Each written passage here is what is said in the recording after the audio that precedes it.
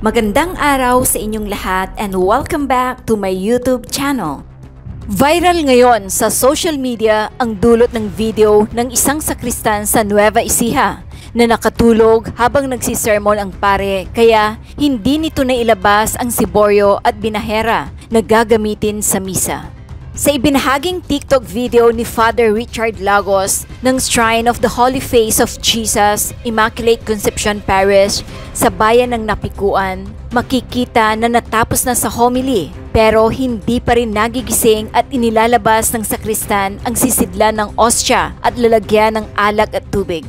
Naghintay ng ilang sandali ang pare pero nang wala pa ring lumalabas na sakristan ay siya na mismo ang kumuha ng siboryo at binahera.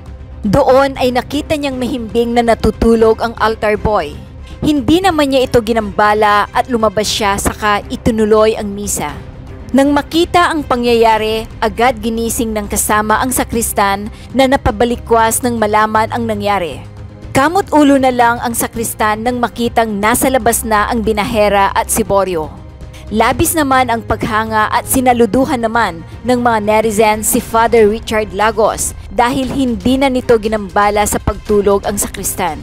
Narito naman ang naging reaksyon at komento ng mga netizens patungkol sa video. Super bait po talaga yan si Father Richard, as in super, dahil nakasama ko siya sa Hope noong ako'y nagturo dyan sa Nampikuan bilang isang trainer ng electronics sa mga rehab person. Good job, Father, ang sabi ng isang netizen. Father, pinakita mo talaga ang kabaitan mo at pangunawa sa iyong altar boy. Nice, Father.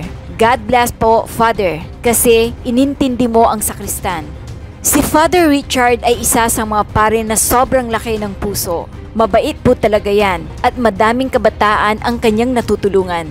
Salamat po, Father, sa pag-unawa sa mga sakristan kasi may anak din po ang sakristan.